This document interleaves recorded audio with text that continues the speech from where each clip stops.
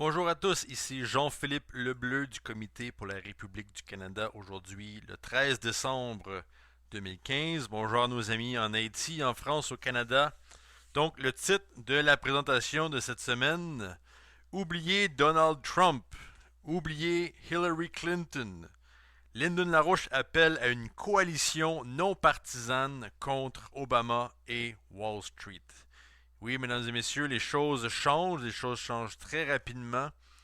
Et M. Larouche avait beaucoup de choses à dire, en fait, jeudi dernier, lors d'une conférence qu'il a donnée, durant laquelle il répondait à des questions des activistes larouchistes aux États-Unis. Donc, il a formulé une espèce de politique visant en fait à mobiliser les gens là, pour les prochaines semaines. Évidemment, on parle beaucoup de la campagne présidentielle américaine. Cependant, les directives données par M. Larouche vont au-delà de cela, c'est-à-dire qu'il faut agir bien avant la fin de 2016, les États-Unis auront un nouveau président. Au contraire, il faut maintenant, toujours selon M. Larouche, il faut maintenant créer une coalition bipartisane, c'est-à-dire que maintenant, il y a une tendance de la part là, d'une poignée d'individus en politique aux États-Unis, autant du côté républicain que du côté démocrate, qui commencent en fait à se distinguer, je dirais plutôt à se dissocier de la masse ignorante et peureuse en politique, et qui commencent en fait à démontrer une certaine qualité de leadership. Et ces personnes-là doivent maintenant, sous en fait la bonne bannière ou la bonne idée, en fait travailler ensemble, trouver un terrain d'entente afin d'avoir une organisation unifiée qui va permettre de créer un gouvernement fonctionnel aux États-Unis. Donc du côté républicain, par exemple, on commence à voir beaucoup de gens qui se soulèvent contre les déclarations franchement fascistes du candidat vedette Donald Trump, qui est, comme on va le voir tantôt, vraiment quelqu'un dont il faut se débarrasser. Donc, comme le disait Larouche, détester Donald Trump, c'est maintenant une vertu de la part de certains républicains, de certains candidats républicains, parce que Trump est vraiment dangereux et ce qu'il dit, ce qu'il pense et ce qu'il veut faire n'a pas de place en politique. Du côté démocrate, on voit des démocrates en fait qui se distancent de Barack Obama et de Hillary Clinton. Donc Larouche dit il faut prendre ces éléments des deux partis et même si ces gens ne sont pas d'accord sur tout, ils doivent trouver un terrain d'entente qui va leur permettre justement d'établir une base de principes fondamentaux qui vont leur permettre en fait de sauver la nation américaine et par définition le reste du monde aussi. Donc il suffit d'unir ces différents éléments politiques afin de créer la bonne équipe qui est qualifiée pour confronter, pour en fait résoudre la crise très urgente actuelle à laquelle fait face les États-Unis. Donc ça c'est évidemment très urgent. C'est pas une question de choix, c'est la situation actuelle. On a un danger de guerre nucléaire très palpable entre les États-Unis, la Russie et aussi la Chine qui serait là-dedans dans cette soupe nucléaire. Et donc on a une situation qui est horrible et cette situation-là s'aggrave de jour en jour. Donc il faut mettre ensemble les bonnes personnes, autant du côté démocrate que républicain. Donc l'organisation, encore une fois, ne sera pas parfaite, mais on ne peut pas simplement se contenter de parler de quelques petits enjeux. Ce ne sera pas suffisant. Il faut aller au-delà de ça. C'est-à-dire qu'il faut d'un côté fabriquer de toutes pièces cette nouvelle équipe, ce nouveau gouvernement américain pour enlever Barack Obama du pouvoir et aussi mettre un terme à la finance de Wall Street, on peut dire les magouilles de Wall Street qui fait partie en fait du système de l'Empire britannique. Il faut arrêter cette machine à destruction. On ne peut pas simplement la laisser de côté. Il faut absolument s'en débarrasser. Parce que si vous voulez défendre la population américaine qui est en train d'être tuée par cette instance-là, eh bien, il faut s'en débarrasser au complet. C'est pas une question de juste mettre ça à côté puis essayer de l'oublier. Il faut mettre ça en faillite parce que c'est en fait une des institutions qui est responsable pour un taux croissant de mortalité aux États-Unis et dans le reste du monde. Donc, les républicains et les démocrates qui sont sains d'esprit et qui ont encore une certaine nature humaine doivent faire partie de cette équipe-là. Donc, évidemment, faire une équipe comme ça signifie un changement fondamental. En fait, un changement fondamental par rapport aux connaissances que nous avons en tant que société. C'est-à-dire qu'en fait, qu'il faut remettre en question tout ce qui s'est passé durant le 20e siècle, surtout en termes scientifiques et en termes politiques. On a vu vraiment à travers le 20e siècle une dégénérescence totale, une dégénérescence culturelle, une dégénérescence économique. Et on en a un point aujourd'hui où l'ignorance est à un tel niveau. Là, on a des problèmes de consommation de drogue, on a des gens qui vivent dans des mondes virtuels, donc la culture est horrible. Et d'un côté, du côté politique, on a une classe politique qui n'a aucune solution pour la crise actuelle et qui tente à répéter en fait les mêmes erreurs les unes après les autres de manière continue. La population devient de plus en plus cynique et écœurée de la situation. Donc c'est pour ça qu'on parle d'un changement qui est fondamental. Il faut mettre un terme au système de Wall Street, pas simplement aux États-Unis, mais au Canada, en Grande-Bretagne et dans les principales parties de l'Europe. Donc on met ça à la poubelle et on retourne à une politique comme celle qui avait été définie par Franklin Roosevelt lors de sa réforme dans les années 30 et 40, afin de reconstruire une véritable économie, une économie productive, et une économie qui peut justement soutenir la croissance humaine et augmenter les libertés et le développement. Donc, pour faire tout ça, il ne s'agit pas maintenant de signer un pacte avec le diable. Il faut se débarrasser de ces espèces d'ententes, de ces magouilles, les magouilles à la Donald Trump ou les magouilles à la Hillary Clinton.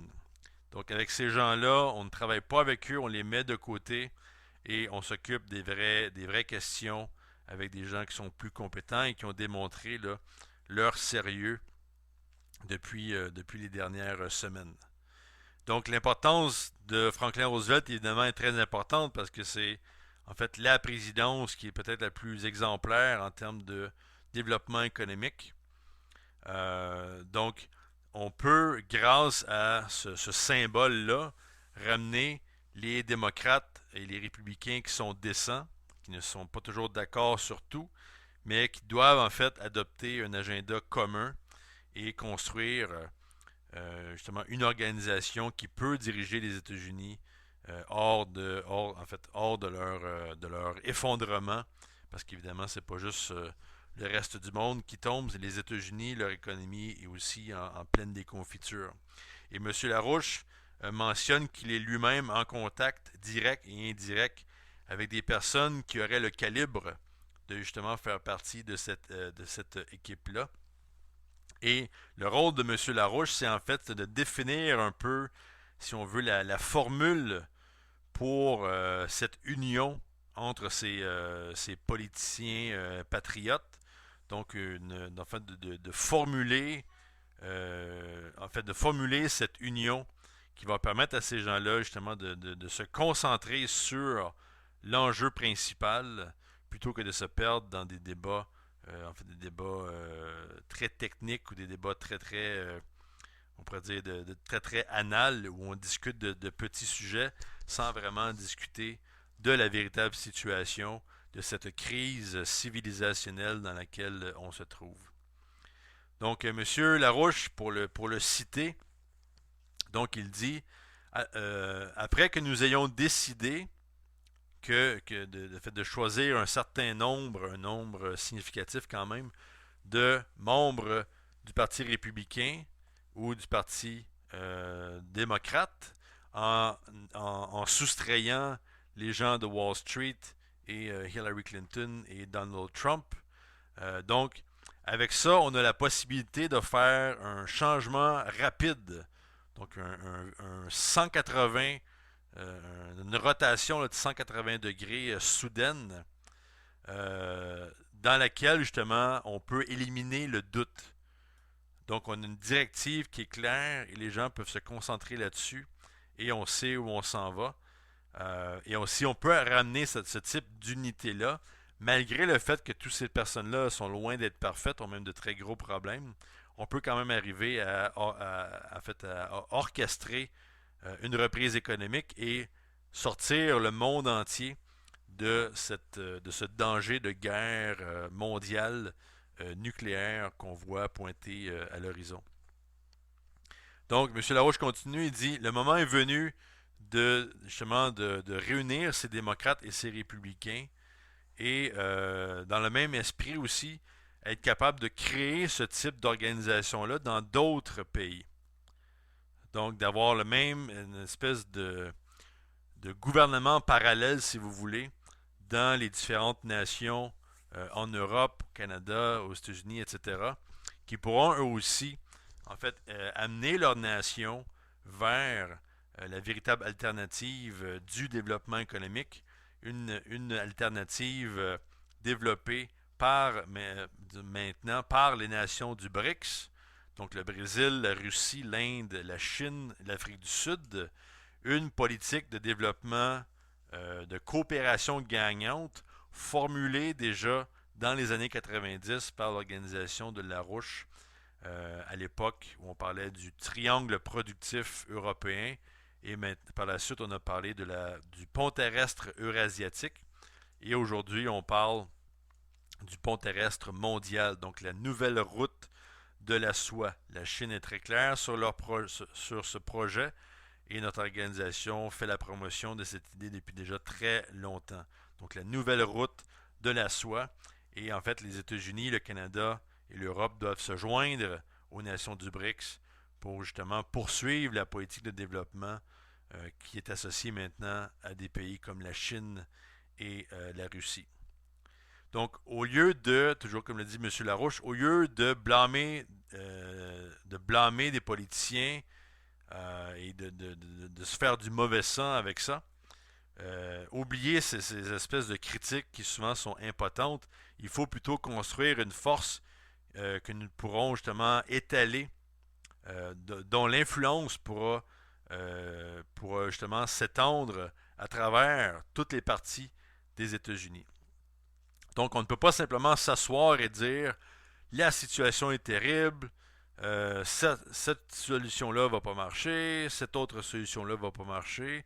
Si vous faites ça, vous allez empirer la situation. Il faut en fait se mouiller les pieds, comme on dit, former cette organisation de patriotes et mettre l'accent sur certains enjeux, dont évidemment l'économie et la guerre, et amener ces gens-là ensemble sur ces enjeux-là. Sans cela, tout ce que vous allez dire comme critique, en fait, c'est une perte de temps. Et on n'en veut pas de ça, dit M. Larouche. Nous voulons que les citoyens américains, les citoyens du monde, reconnaissent que ce dont je parle, de cette potentielle association, c'est en fait une réforme qui doit absolument se produire maintenant. Il faut se concentrer sur, en fait, à encourager ces différentes forces politiques à s'unir avec une conception unique. Sans cela, nous sommes fichus. We're dead, comme on dit en anglais.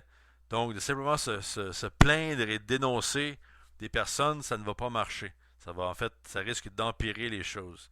Il faut plutôt amener les gens à s'associer vers une véritable organisation axée sur les véritables enjeux qui vont permettre de sauver la civilisation humaine. Donc, il y a des républicains qui sont décents, Il y a des démocrates qui sont décents.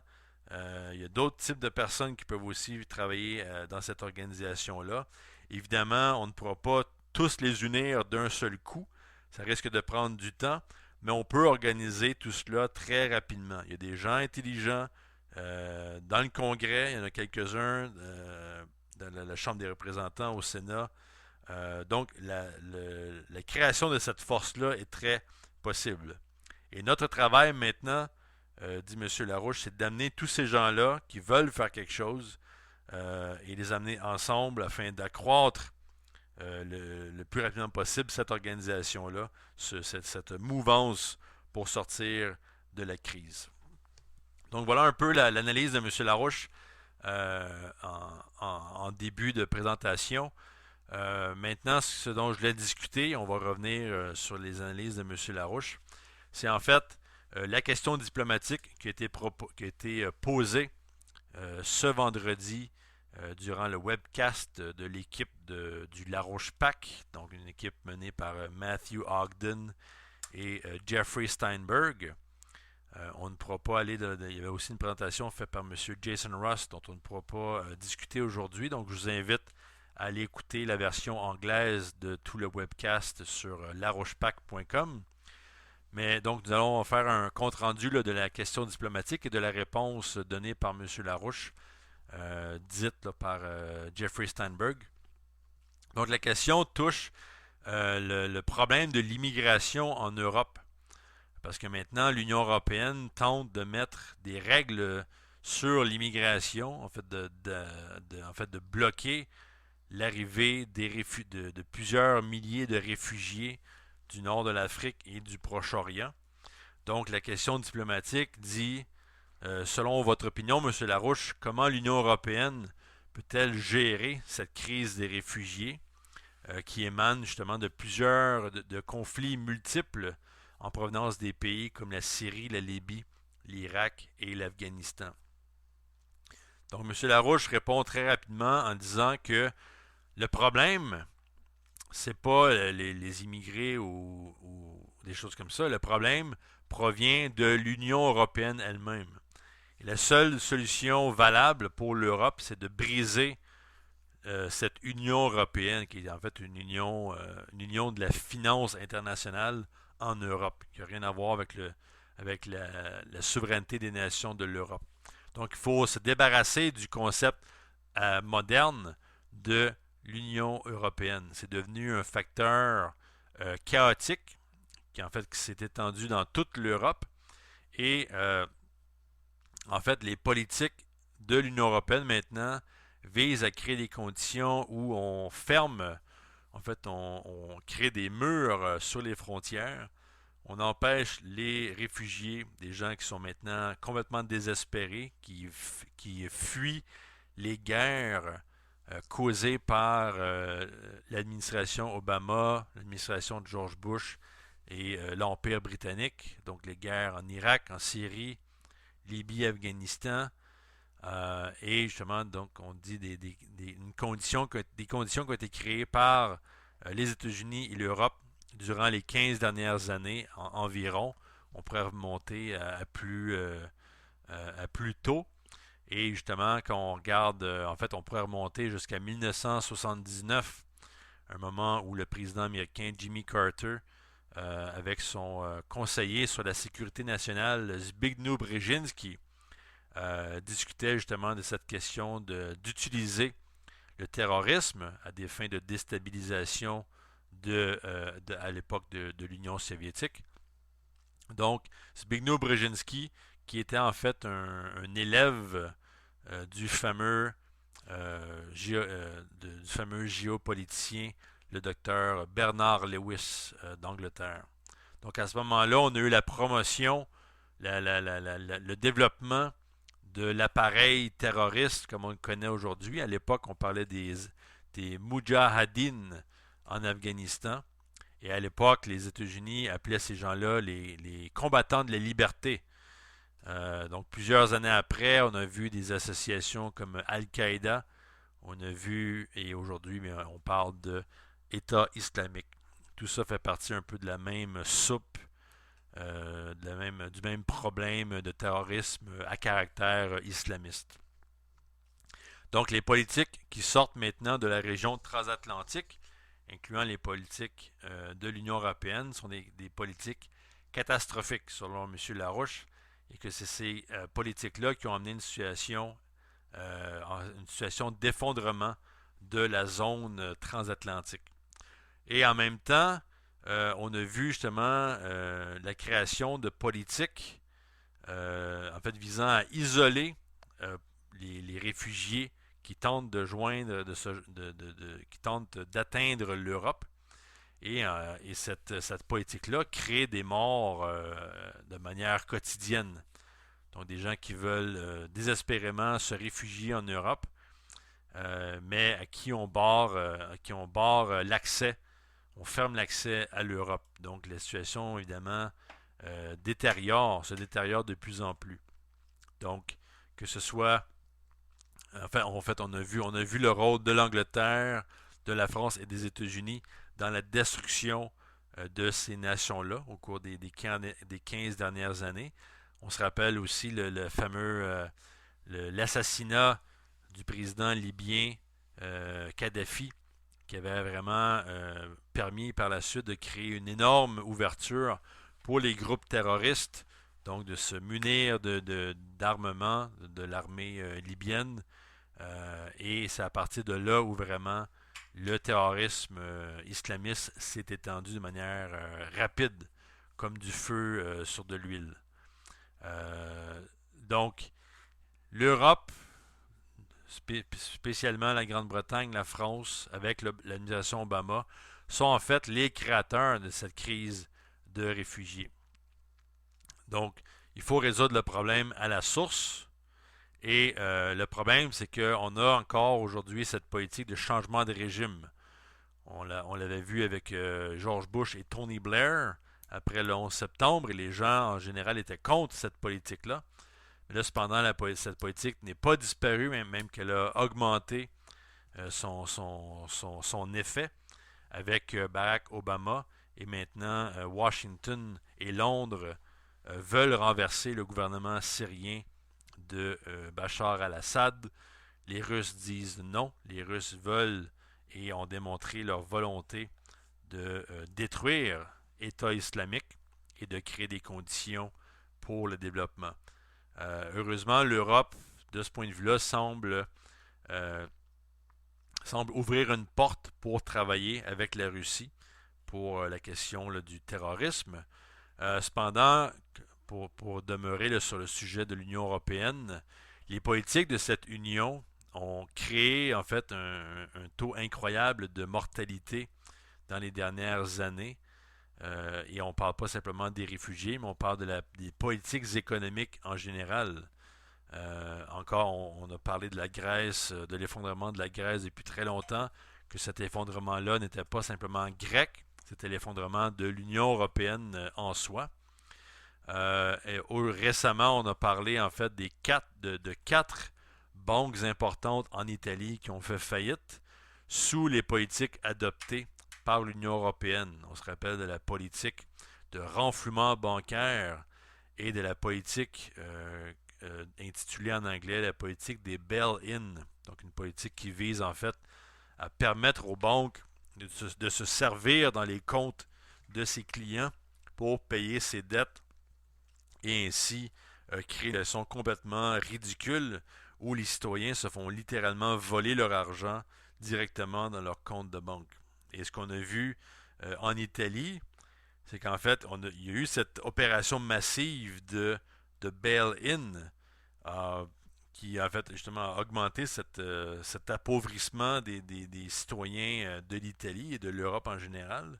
Donc, des milliers de citoyens en Italie qui pensaient, en fait, que leur monnaie, que leur argent était protégé par certaines règles dictées par l'Union européenne. Mais cependant, ils ont été très surpris de voir que finalement, ces règles ne s'appliquaient plus à la situation actuelle.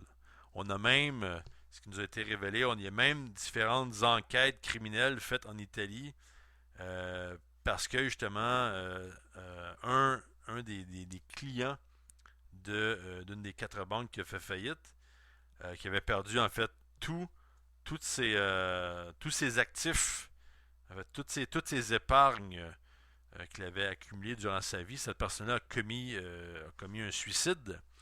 Et donc là, on a une enquête pour dire, ben justement, là, qu'est-ce qui se passe vraiment au niveau financier? Est-ce qu'on va arrêter la folie avant que tout le monde y passe? Et justement, créer cette situation de désespoir, pas simplement à cause de la pauvreté, mais à cause de ce système qui vise en fait à réduire la population de toute manière possible. Donc, il y a carrément un vol des fonds de la population en Italie. On a une politique où on veut sceller les frontières. Donc, en fait, et ces deux politiques-là nous amènent à une politique fasciste en fait, qui est aussi pire que ce qu'on a vu durant la Deuxième Guerre mondiale. Donc, cette tendance-là se retrouve aussi aux États-Unis avec la direction en fait, dictée par Wall Street. Donc, directement, on prend, on tue des citoyens. C'est vraiment la politique économique est une politique de meurtre de masse. Et c'est pour ça qu'on parle carrément de fascisme. Un fascisme de Londres et de Wall Street. Donc, on parlait tantôt de la situation avec la Grèce, que la Grèce, c'est pas simplement elle qui est dans un problème, c'est toute l'Union européenne. Donc, il faut mettre un terme à cette finance impériale.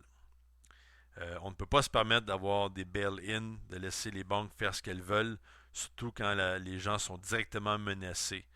Ce qui s'ajoute à cette politique de réduction de la population, c'est évidemment les politiques meurtrières qui sont discutées maintenant à Paris durant la conférence des partis 21, donc la COP 21, une conférence carrément génocidaire menée là, par les génocidaires en chef comme le fameux Hans-Joachim Schellenhuber, qui est le principal conseiller du pape actuel, qui a permis justement d'écrire le nouvel encyclique papal dans lequel on fait la promotion là, de cette politique malthusienne, comme quoi l'être humain n'est qu'un animal et qu'on doit en fait réduire son nombre.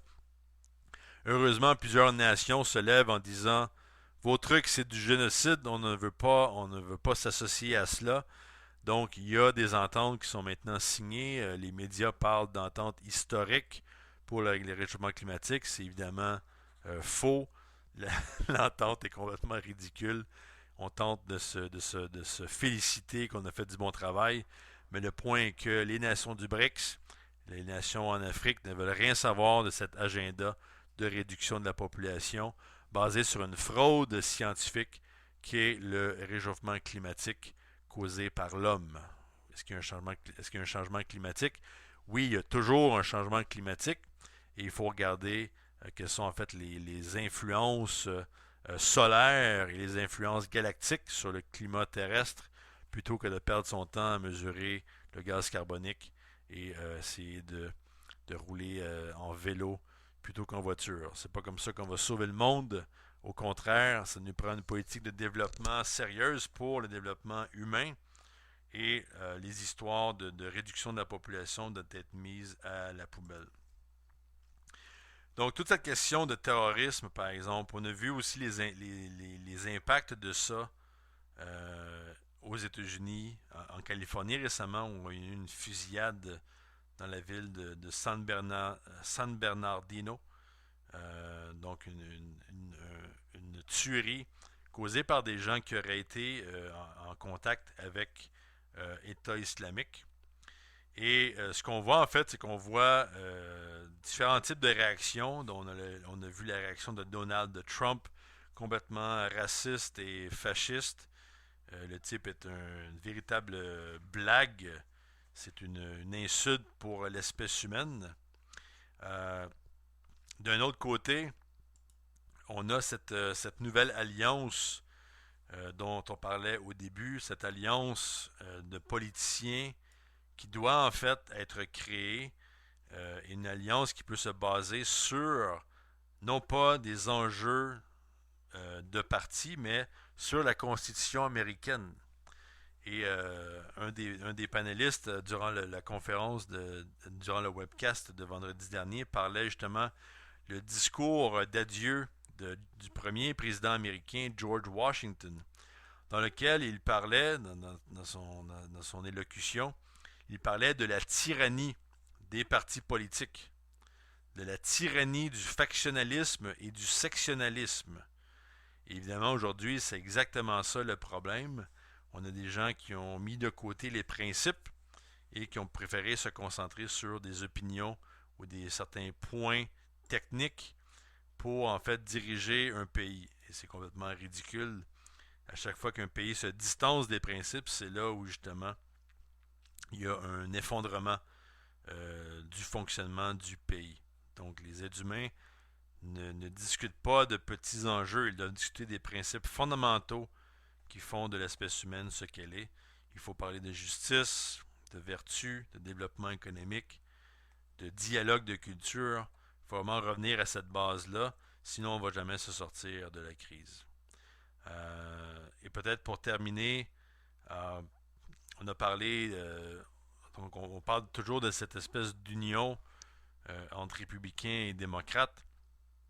Le point est que le grand sujet, c'est évidemment la destitution de Barack Obama. Pourquoi le destituer? Ben, premièrement, pour éviter une guerre nucléaire, éviter que les États-Unis démarrent en fait quelque chose que tout le monde va regretter. On a vu différentes provocations causées par Obama avec la descente d'un jet russe par un avion turc, il y a de ça environ 2 semaines. Donc une action qui devait avoir l'approbation de l'administration Obama. Et on a vu par la suite aussi, on a vu précédemment ça, des provocations en Chine, des provocations dans la mer de Chine, avec des bateaux américains qui vont là où ils ne peuvent pas aller. Et évidemment, la question de guerre, euh, il faut permettre aux nations d'identifier la source impériale de ce qui cause les guerres.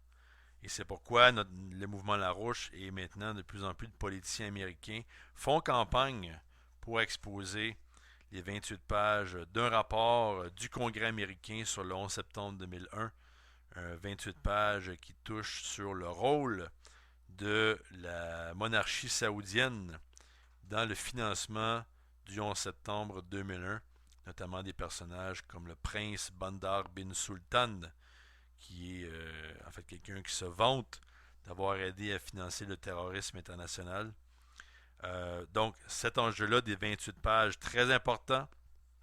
Et en même temps, on a une faction militaire représentée par exemple par le lieutenant général à la retraite américain Michael Flynn, qui est l'ancien directeur du Defense Intelligence Agency aux États-Unis, qui parlait récemment en Russie de la nécessité de collaborer avec les Russes, donc États-Unis travaillant avec les Russes pour détruire État islamique de manière complète.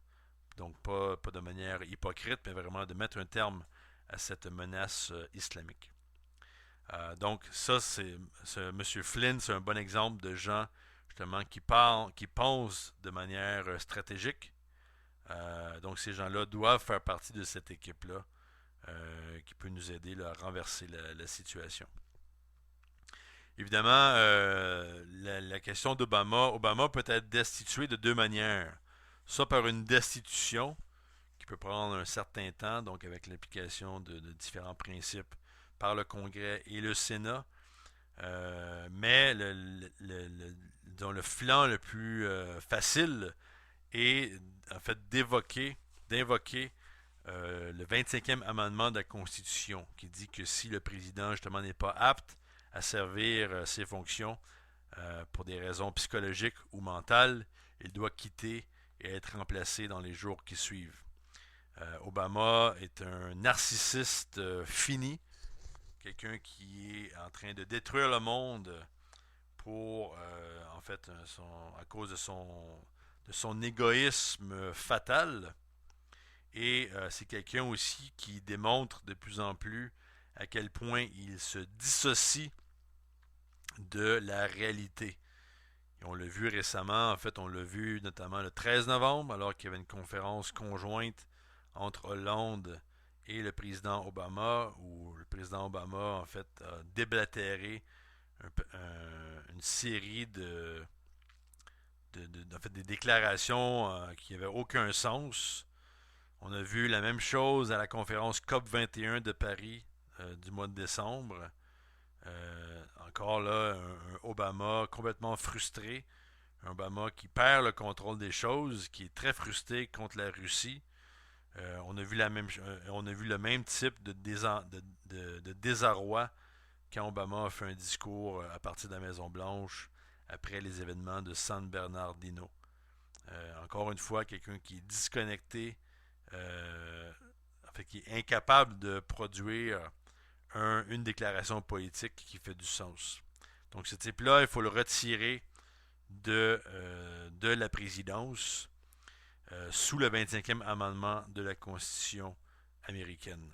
Parce que maintenant, Obama est en train d'envoyer une de ses conseillères, une dénommée Valérie Jarrett, qui se promène dans la capitale américaine, qui tente de dire aux démocrates de se joindre à Obama pour empêcher que les méchants républicains ne le destituent et que les démocrates feraient mieux de se rejoindre à Obama, sinon il risque d'avoir des répercussions. Donc évidemment, c'est un non-sens absolu et ça indique le niveau de paranoïa dans la Maison-Blanche. Donc, Obama, on met ça à la poubelle et les démocrates doivent justement se joindre, non pas aux républicains, mais à l'équipe que M. Larouche essaie de créer maintenant, une équipe qui utilise sa raison, qui utilise son patriotisme pour en fait se débarrasser d'un énorme problème, en fait de l'impérialisme aux États-Unis, en Angleterre, etc. Donc, cette équipe-là peut mettre un terme à la présidence actuelle bien avant les élections, parce qu'on ne sait pas si on va survivre la prochaine année si les choses continuent de dégénérer de cette manière-là. Donc, on a besoin d'un leadership responsable qui peut faire face à la plus grave crise de l'histoire récente de l'humanité. Et c'est à cela qu'il faut se mobiliser maintenant, les citoyens aux États-Unis ou dans d'autres pays. Il faut créer cette espèce de gouvernement parallèle, cette équipe qui veut renverser le système. Et si on ne fait pas ça, bien évidemment, on continue de couler ou de sombrer dangereusement vers la destruction totale. Sur ce, je vous dis merci de nous avoir écoutés. Si vous avez des questions, vous pouvez envoyer vos questions à jplebleu@yahoo.ca. Et sur ce, je vous dis à la semaine prochaine.